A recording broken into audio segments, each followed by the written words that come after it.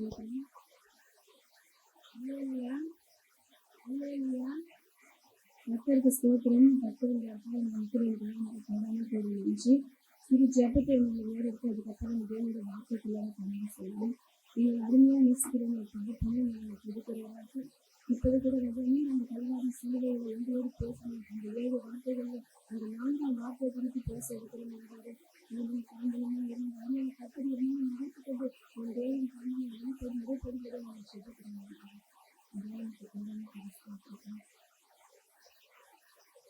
நான் சொல்ற வசந்தத்தை வாசிங்க. மார்க்கு 15ஆம் அதிகாரம் 33, 34 2 வசனத்தை வாசிங்க. அதே மத்தேயு 27ஆம் அதிகாரம் 45, 46 படிங்க. இதுல பாத்தீங்கன்னா மார்க்குல அந்த 34ஆம் வசனத்துல பாத்தீங்கன்னா அதுல ஆண்டவர் சொல்லியிருக்காரு, இயேசு ஏலோயி ஏலோயி லாமா சபக்தானி என்று மிகுந்த சத்தமிட்டு கூப்பிட்டார். அதற்கு எந்தேவனே ஏன் கைது என்று அர்த்தம். இதுல மார்க்ல ஏலோயின்னு சொல்லப்பட்டிருக்கு. மத்தேயில ஏலி லாமா சபக்தானி சொல்லப்பட்டிருக்கு. மத்தேயில ஏன் அப்படி சொல்லப்பட்டிருக்கு? மார்க்ல ஃபர்ஸ்ட் சொல்றாரு. மார்க்ல ஏலோயி லாமா சபக்தானி சொல்லப்பட்டிருக்காங்க. ஆண்டவராக இயேசு கிறிஸ்து சிலுவையில அறையும் போது இந்த வார்த்தையை சொல்லி அந்த இடத்துல கூப்பிடுறாரு. ஏலோயி லாமா சபக்தானி கூப்பிடுறாரு. இதை மார்க் பாத்தீங்கன்னா மார்க் புரஜாதிகளுக்கும் அந்நியர்களுக்கும் ரோமர்களுக்கும் இந்த வார்த்தைய இயேசு சொன்ன அதே வார்த்தைய இயேசு பேசின மாதிரி ஆரம்பிக்கும். இந்த மொழிய மாற்றம் அப்படியே புரஜாதிகளுக்கும் அந்நியர்களுக்கும் மார்க் எழுதுகிறார். மத்தேயு பாத்தீங்கன்னா ஏலி லாமா சபக்தானி இருக்கு.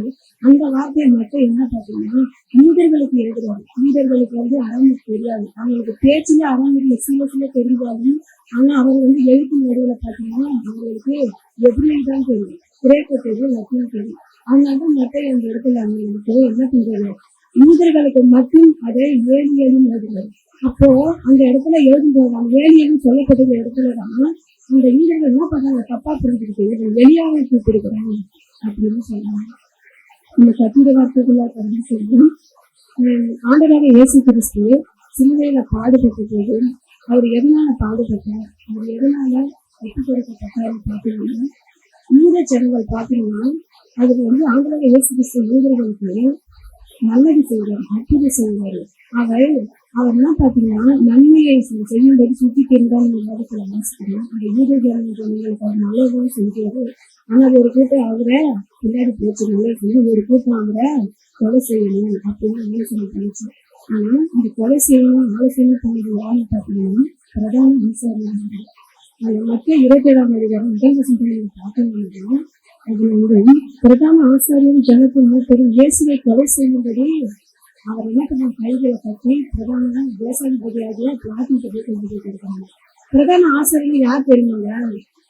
அதாவது ஜனங்களை நியாயம் விசாரிக்கிறவர். அவருக்குன்னு வேதத்துல பாத்தீங்கன்னா ஆண்டவர் ஒரு பெரிய பொறுப்பை கொடுத்திருக்கிறாரு. ஒரு முக்கியமான அது சொல்ல முடியாத அளவுக்கு அந்த ஒரு பொறுப்பை பிரதான ஆசிரியர் கொடுத்திருக்காரு.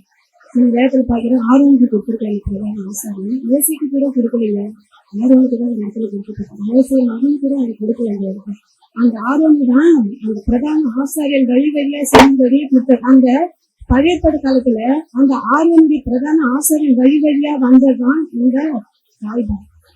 இங்க பாத்தீங்கன்னா பிரதான ஆசாரியமா இருக்கிறாங்க. சட்டப்படி பாத்தீங்கன்னா இயேசுவ அவரை கொலை செய்யணும்னு சொல்றாங்க. அவங்க அவர் மக்களை எப்படி நடத்தணும், ஆனா அந்த இடத்துல மக்களுக்கு அதிசயத்தை செய்கிற இயேசுவ அந்த இடத்துல அவரு கொலை செய்யணும்னு நினைக்கிறாங்க. ஏன் அப்படி நினைக்கிறாங்கன்னா ஆண்டவர் நன்மை செய்யறதுனால இந்த ஜனங்களுக்கு அவர் மேல ஒரு செல்வாக்கு இருந்துச்சு. அவர் அந்த இடத்துல நல்ல பேர் இருந்துச்சு. என்ன எல்லாம் இவரு நல்ல செய்யணும், இவரு பின்னாடியே போறாங்க, நம்ம இந்த மாதிரி இது பண்றீங்க அப்படின்னு சொல்லி அவங்களுக்கு ஒரு பொறாமை வந்ததுனால பொறாமையினாலே அவரை கொலை செய்யும்படி ஒப்பு கொடுத்தாங்க வேதத்துல வாசிக்கணும். அப்ப என்ன பண்ணாங்க, ஒரு கட்சி தேசம் விட்டவங்க. அப்ப அந்த இடத்துல ஆண்டவர் என்ன பண்றாங்க, அந்த இடத்துல போச்சு அவரை தன் வாரியினால அடிக்கிறாங்க. அவரை மற்ற 27 அதிகாரம் எடுத்துக்கிறாங்க.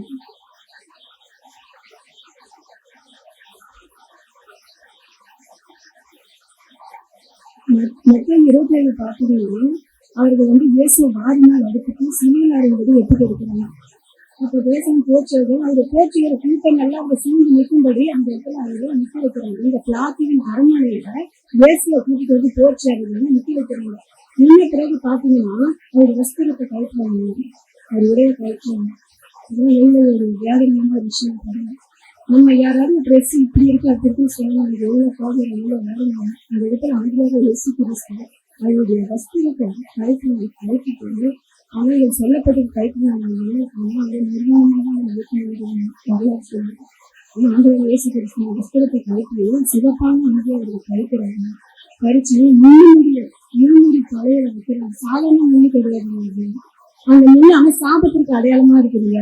எப்படின்னா பழைய கடத்துல ஆதாம் வந்து தப்பு பண்ண பிறகு ஆண்டவர் இயேசு கிறிஸ்து பூமியில சபித்த பிறகு அந்த ஆதாமுக்கு சாபத்தை கொடுக்கிறாரு.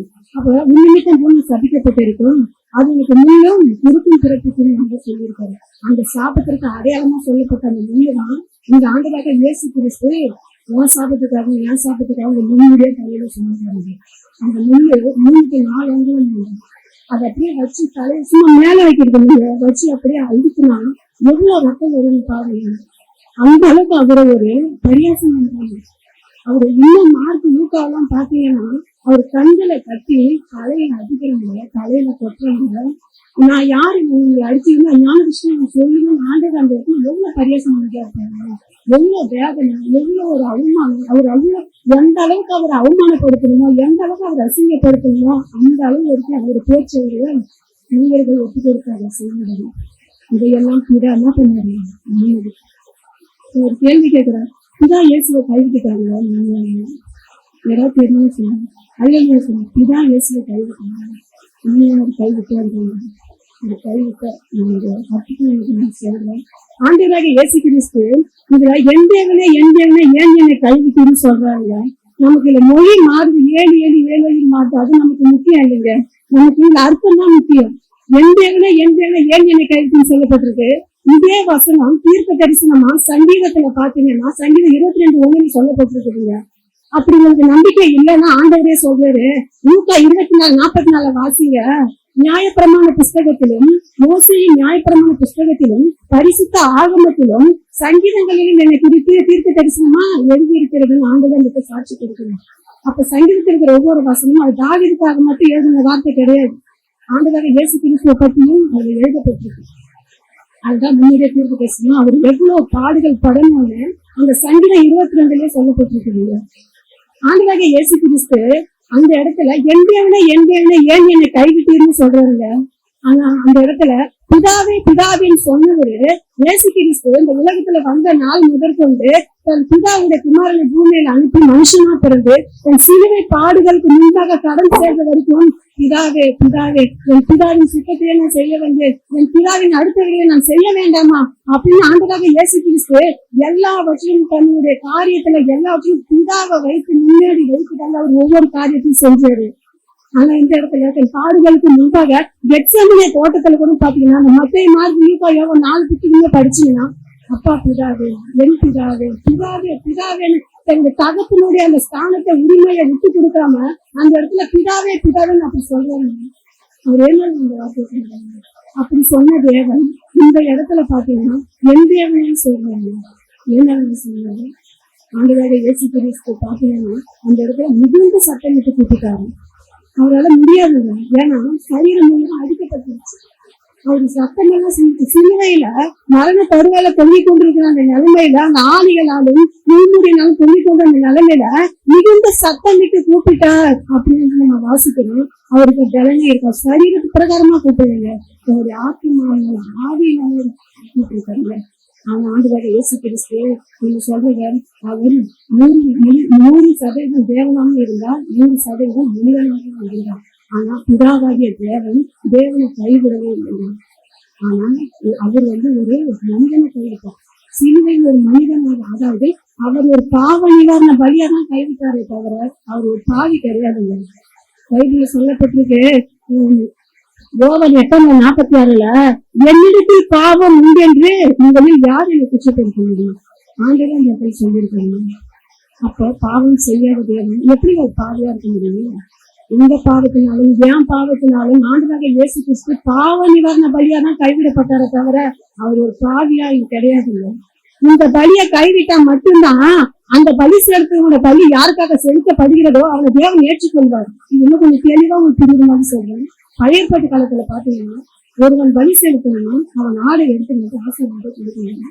ஆசனத்தை கொடுத்த பிறகு அதுவும் பிரதான ஆசனத்தை கொடுக்கும்போது எப்படி வார்த்தையை கேட்டோம், பசுத்த ஸ்தலத்துக்கு பிறகு பிரதான ஆசனம் போகும்போது ஃபர்ஸ்ட் அவனுக்காகவும் பிள்ளைகளுக்காக குடும்பத்துக்காகவும் ஃபர்ஸ்ட் பலி செலுத்தணும். அதுக்கப்புறம் தான் அந்த 2வது பாவநிவாரண பலி செலுத்துறான் பாத்தீங்களா, அவனுக்கு பலி செலுத்தணும். அப்ப பிரதான ஆசாரியும் அப்ப அந்த பலி செலுத்தும் போது அப்ப அந்த பாவ நிவாரண பலிக்கு ஆடு கொண்டு வரும்போது பாவம் செய்கிறதுனா அந்த ஆட்டு மேல கைய வைத்து தன் பாவத்தை அறிக்கை செய்யணும். அறிக்கை செஞ்ச பிறகு அந்த பாவத்தை எல்லாம் அறிக்கை செஞ்ச பிறகு அந்த ஆடு அந்த இடத்துல மறுக்கணும். அந்த ஆடு என்ன மனுஷன் செய்கிற நம்ம பாவத்தினால அந்த 5 அடி கொண்ட ஜீவன் அந்த ஆடு அந்த இடத்துல பலியாகுங்க. தப்பே செய்யாத ஒரு பாவமும் செய்யாத அந்த இடத்துல ஆடு மறுக்குதுங்க. ஆண்டவராக இயேசு கிறிஸ்து அந்த இடத்துல தான் போயிருக்காரு.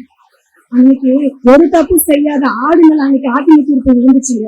இன்னைக்கு ஆண்டவராக இயேசு கிறிஸ்து கல்வாரி சிலுவையில உங்க பாவத்தினால் நம்ம அக்கிரமத்தால் நம்ம அநியாயத்தினாலும் சிலுவையின் ஆட்டின தீர்ப்பு தண்டனை அவர் தலையில் வந்து இருந்துச்சு. இதை அவரை கைவிட்டுட்டாங்க.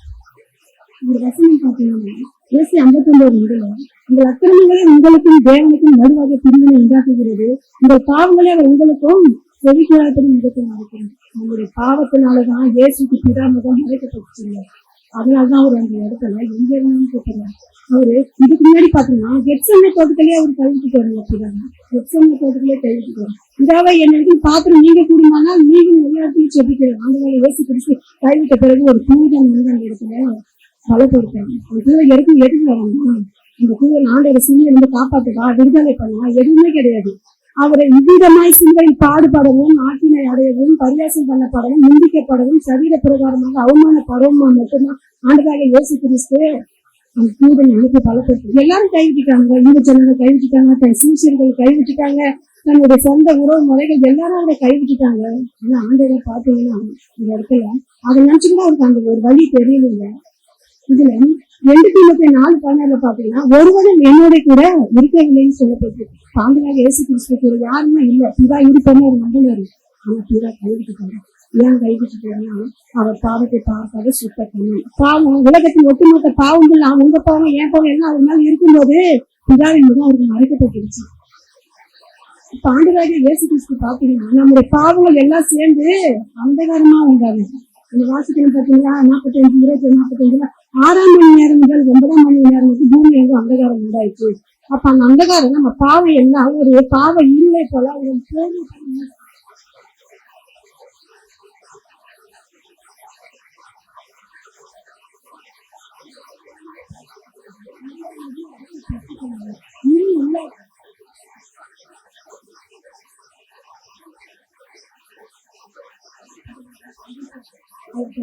விருப்பப்பட்டார். அதனாலதான் ஆண்டவராக இயேசு கிறிஸ்து பார்த்து இந்த பாவத்துக்கும் என் பாவத்துக்கும் சில்ல ஒரு அறையப்பட்டார். பழைய ஏற்பாட்டு காலத்துல பாத்தீங்கன்னா நிமித்தம் பாவங்கள் பசுக்களை கொண்டு வர படுகிறதோ அந்த உடல் வந்து பாய்ப்பு எல்லாமே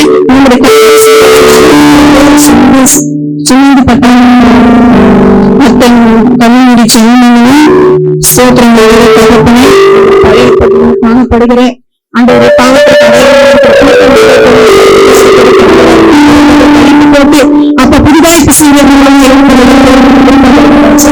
தேவனுடைய கர்த்தர் நீரஞ்சு இயேசுவை அந்த பிள்ளைங்க கைவிட்டீங்க. அவர் கைவிட்டு அதே நேரத்தில் எங்க கையை பிடிச்சீங்க. அந்த நெஞ்சு செலுத்த கர்த்தர் நீங்களோடு பேசுங்க வார்த்தைகளுக்கு